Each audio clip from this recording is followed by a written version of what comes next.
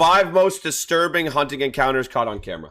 Their focus is to educate new and inexperienced hunters, and most of their content follows a very similar format built around that purpose. Oops. Their videos show the hunters going to different locations, finding the game, and usually completing the hunt by the end, all while explaining their thought process at each step in detail. And the video they filmed on September 25, 2022 was meant to be no different. 2 of the channel's hosts, Ted and Nick, were out bow hunting deer on public land in their home state. Little did they know, this trip was about to be cut short by the most disturbing encounter they've ever had in the wilderness. The incident happened at roughly 6:45 p.m. while the 2 were hiding in a tree, waiting for a deer, when, out of nowhere, they heard what sounded like a loud scream in the distance. This is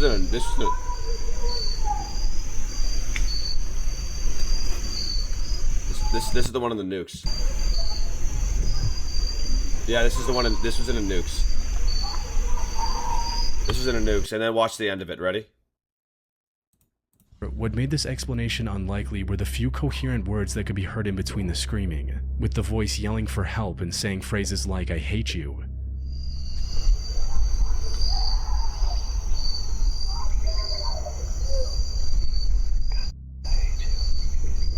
The voice became even more disturbing after the gunshots, shouting what sounded like, "Somebody help, you effing killed her," and other disturbing phrases.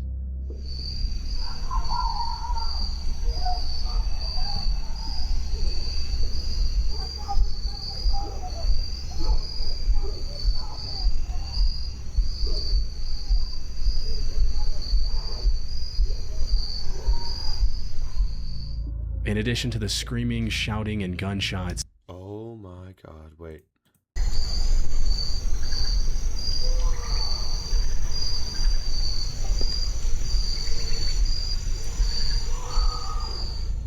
things only became worse when they heard the sound of several gunshots coming from the same direction.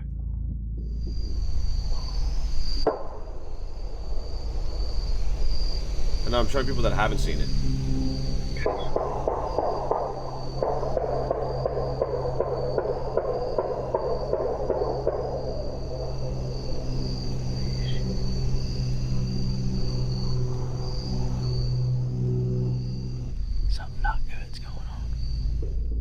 Now, all of this still could have had a perfectly reasonable explanation. Maybe the person screaming was being chased by a person unlike thing. The voice being killed her. This is crazy. Other disturbing right phrases. This.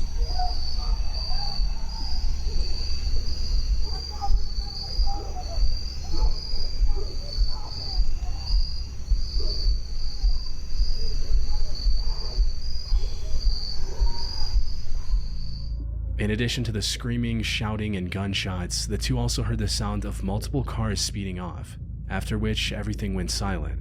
By now, Ted and Nick were convinced they had just heard a horrific crime take place less than half a mile from the location. Unfortunately, they didn't have cell service in the wilderness to make a report, and the only way out of the woods was in the same direction as the screaming, getting too That is fucking crazy creepy. Close and alerting what could be an armed and dangerous group could have been life-threatening. So they decided to stay silently hidden in the trees for the next few hours, and only moved back after it was completely dark out. The two eventually made it back to their car and drove to a spot with cell reception to report the incident.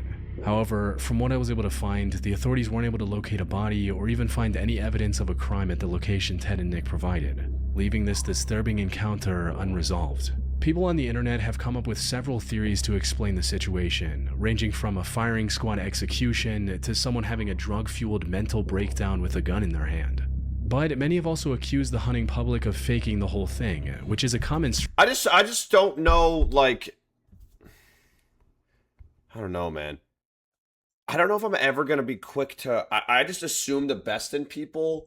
So, like, I just don't know if I could be like, fake, you faked it for your fucking money and your YouTube views and your fucking, I just feel like, I don't know. I just can't go that way. I understand why people do, but I would like to believe nobody's faking that. Strategy by failing YouTube channels to go viral and gain new viewers. However, the hunting public had a fairly consistent viewership before this video. Yeah, look at, what do you mean fucking for the money? Bow hunting, 211. Ghillie suit, 245. Did we go too far? 168. This got less views then public land buck down. They're not in a spot where they need to fake it. This isn't their best video this isn't even it's shit.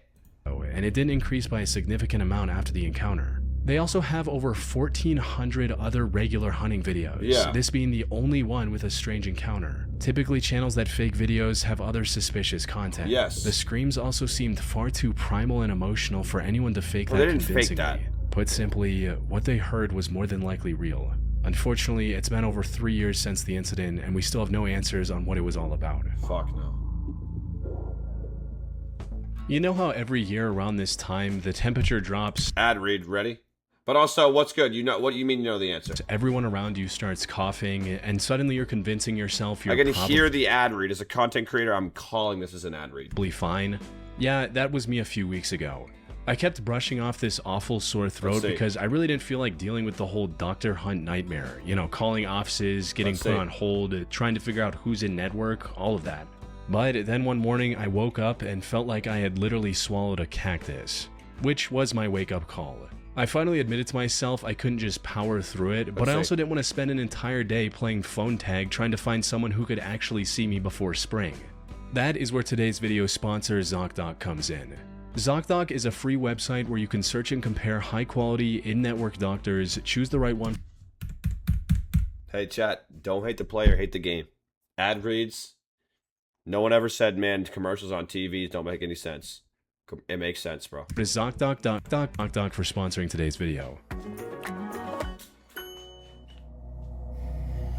In November 2022, a bow hunter from Michigan named this doesn't look like me, chat. Everyone shut up and stop typing that in. Fitzpatrick was camping alone inside his hunting blind, waiting for a deer to pop into view, when suddenly he was startled by a voice he didn't recognize. Brendan looked outside to see who it was.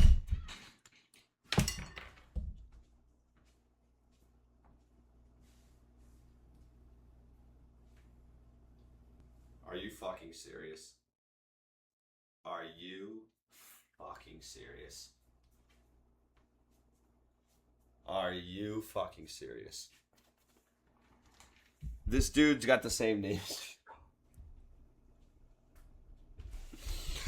Of course this dude got the same fucking name as me, bro. Yo, Kieran, don't sweat it, bro. The tiger, that's my boy. Of course this dude's got the same fucking name as me. And came face to face with an angry-looking man pointing an AR directly at him. Oh! He tried to explain the situation, but the man wasn't willing to hear any of it and kept becoming more and more hostile. I'm out there right now. All right. But I just want to show you kind of why we're here. We pay good money to hunt this property. We've been hunting it for years. No, you ain't been moving for years. I've been here 8 years. Do you live on this property right here? Sir, you're not listening to me. I'm not. I just want to talk I just want to talk. I think he's holding a fucking blap. to you. I'm sorry. He then told Brendan to put his phone down and said what can only be interpreted as a threat. Put your phone down. You have an AR in front of me. I'm scared. Put your phone down. Dude, I'm scared as right now. Okay, well, it's going to be more scary. Put your phone down. Are you attacking me? No. No, sir. No, sir. I'm hunting. I'm hunting with. Drop your phone. Oh my God. Phone. Sir, Listen to me. I'm bow hunting. I don't have any guns on me. I know that. Yo, hey dog, read the fucking room and put a sock in it. This would be a cool conversation to hear if I didn't hear. I can't fucking hear the goddamn conversation. Saying, "Are you attacking me?" while Brendan was doing everything in his power to cooperate and stay calm, it came off as him looking for an excuse to open fire and claim self-defense later. He also kept ordering Brendan to get out of the area while repeatedly threatening him with his gun and his aggressive Why do you keep saying my sounding name, bar. bro? Brendan explained that he wasn't trespassing. Stop saying my shit. And that the land he was on was legally leased for bow hunting, which was true and was something he and his family had been doing for multiple years. Bow hunting's actually a little more respectable than like gun hunting. However, despite getting a reasonable explanation, the man refused to accept any of it and kept trying to intimidate Brendan. What made the encounter even more unsettling for Brendan was that the man refused to even state his name, making it clear that he had no interest in a civil conversation. Not only that, but he also name-dropped Chai Vang when threatening Brendan. a violent criminal who took the lives of 6 people and injured 2 more members of a hunting party in 2004. Put simply, the man was insinuating that he was willing to do the same to Brendan if he didn't comply. Fortunately, Brendan was able to stay composed enough to not aggravate the man any further and live to see another day. Nice. Brendan later tried to press charges against the man, but the police weren't as helpful as he'd hoped. They essentially told him that he didn't have enough evidence to start a criminal case against the man and left it at that. However, that wasn't even the end of it. Because a year later, on November 25, 2023, Brendan's brother encountered the same man while hunting in the area. No way he dies. Due to what happened the year prior, he made sure to position his tree stand more than 150 yards away from the site of the original confrontation. But for some reason, the man became even more hostile than last time and directly opened fire without saying a word. Luckily, none of the shots actually hit Brendan's Holy fucking scheisse! brother, and he was able to leave the area without getting injured. However, according to Brendan, the authorities didn't file any charges against the man yet again, citing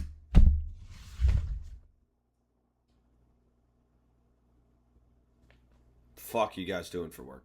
Fuck is your job? What do you just eat the fucking donuts? What do? You just eat donuts at the station and fuck off? What are we talking about, bro? What are we talking about? the same lack of evidence. Though people online suspect that the perpetrator might have connections at the local police department, allowing him to threaten the lives of innocent people and not face any consequences. The only silver lining in this disturbing case is that no one was actually hurt. Brendan and his family have also returned to hunting, likely at a completely different location. Please tell me at a different location. On September 10, 2024, at approximately 7:45 a.m., two fishermen were kayaking down Lake Emory in Franklin, North Carolina. Holy haunted. When one of them spotted what appeared to be a log drifting in the water ahead. Oh God! However, something about it didn't feel right. Oh God! So Mark Wilkins paddled closer to take a better look, and that's when he made the horrifying discovery. Oh my fucking God. It wasn't a log at all. In reality, he was staring at human remains that had likely been in the lake for multiple days by that point. He was still a bit unsure and thought that maybe it was some Halloween decoration that had found its way into the lake. But the closer he got, Type 1 in chat if you thought you were a crocodile or an alligator. Or maybe there'll be no ones in chat. I was expecting a 1. clearer it became. The remains were certainly real. And after taking a couple of minutes to I see you as well. calm his nerves, Mark dialed 911 and told them about his discovery. I am fishing on Lake Emory, and I have come across a dead body. Good comms? Are you in the water? Yeah, Are you at the water? Did you just hear what I fucking said? What are you playing, fucking Tetris on your PC? I'm sitting here looking at it.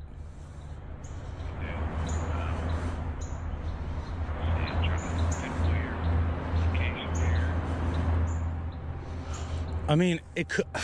I mean, it looks like a dead body. I mean, there's a hand sticking up. There's a rotted face. I don't know if it's some kind of stupid Halloween spooky thing, but I'm not touching it. So. Now, discovering human remains like this is disturbing enough on its own.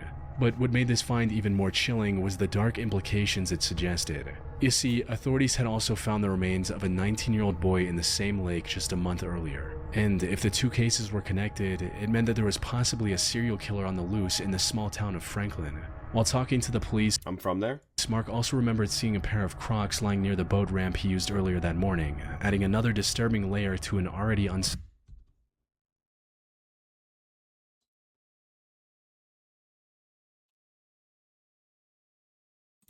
situation. No, I'm not from there. That said, the reality of this case turned out to be far more tragic than disturbing. The person in the lake was later identified as 50-year-old Ethel Marie Ogle. According to the official reports, there was no foul play involved in her death. At first glance, duck hunting seems like one of the safest hunting styles out there, especially since it doesn't require hunters to spend any time deep in the wilderness or running into angry predators like bears or bobcats. Guys, the ghost's not draining my battery, bro. The ghost is giving me battery. Concern. However, duck hunting, just like most other outdoor activities, comes with its own set of risks. Something Ethan from the Lucas Reinsch YouTube channel became No chat. That does not look like me. well aware of in November 2020. He was out hunting ducks with a shotgun early in the morning while the sun was barely up. After staking out on a beach for a few hours and waiting for the ducks to gather, he found a target and managed to shoot it down. The duck fell a bit too far into the water, but without a boat, his only option was to wade into the water to retrieve it. And that's when everything went wrong. Ethan had plenty of duck hunting experience under his belt, but he wasn't completely familiar with this particular lake and didn't know about the sharp drop-off a few feet off the shore. So as he got closer to the suddenly dropped off from under his feet, leaving him struggling to stay afloat. Oh god.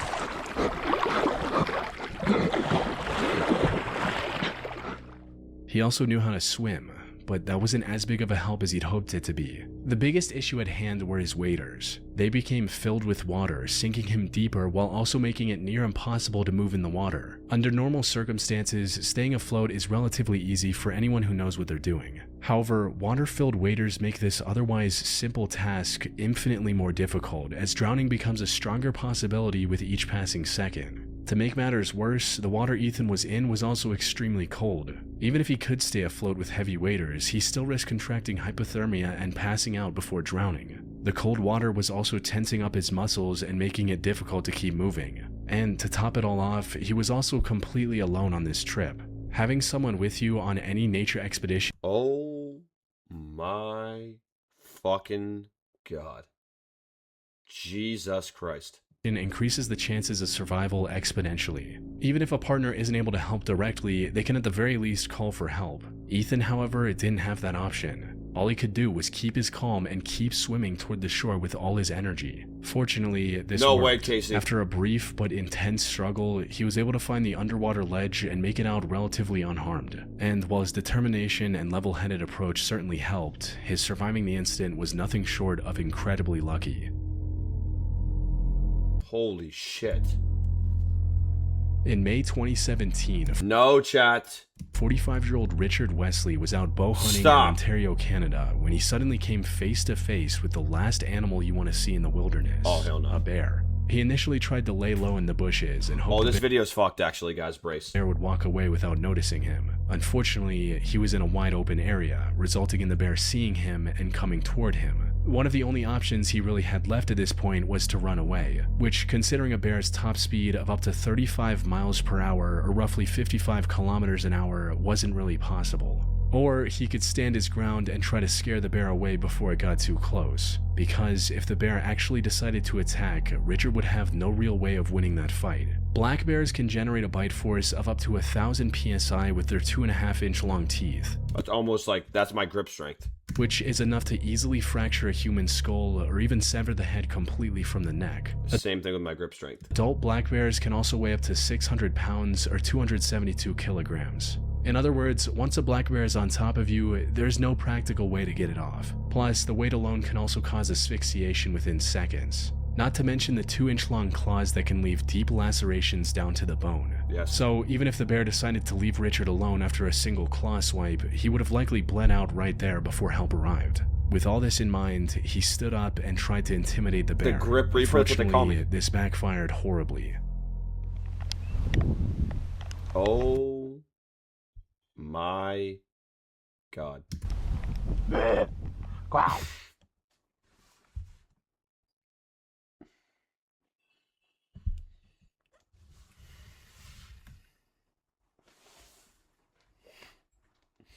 I know you're supposed to make a noise and, you know, do scary stuff and stuff like that, but I don't think that's the noise you want to make. Bleh.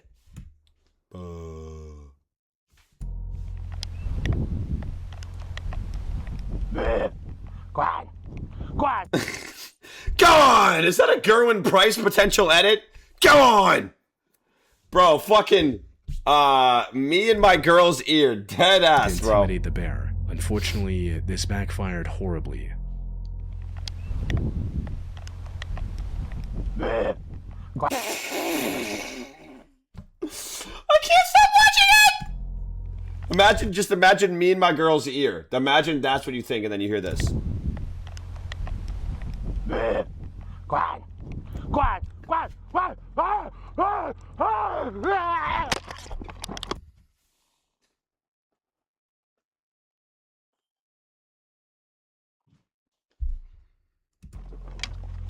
Instead of running away, the bear lunged at Richard and slammed into the ground. For a moment, he thought this was the end, but as he was falling down, something exceptionally lucky happened. The wooden bow Richard was holding in his hand got shoved into the bear's jaw. What a fucking parry! Pow! Vamos! This not only kept the bear from shredding his arm, but biting into the wood also disoriented it enough to make it turn and leave Richard alone. So, despite coming dangerously close to losing Dick knew what he was doing. his life, Richard was able to walk away with only a few minor bruises. But while he escaped physical harm, the psychological impact of this attack on him and his family was significant.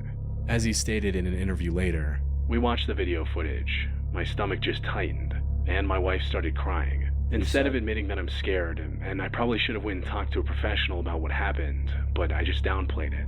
That said, the experience also left Richard with a far deeper appreciation for the life he has. With Biden, this was and the bear, though thought this was the end. What is on the But screen? as he was falling mind, he stood up and tried to intimidate.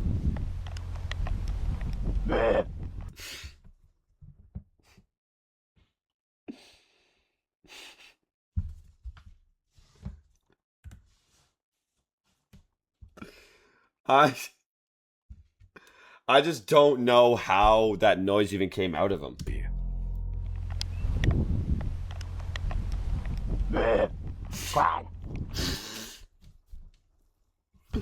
That combo of noises. Dude, the second noise might be better.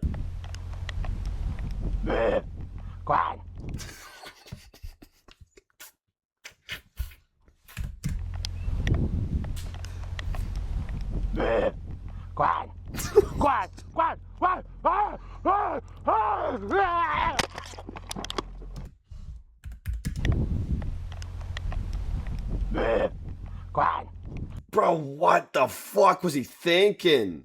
Just downplay the life he has. Like, what the fuck was he thinking? Blah. Blah. Blah. Blah. But not even that loud. Blah. Blah. Blah. Blah. Blah. Blah.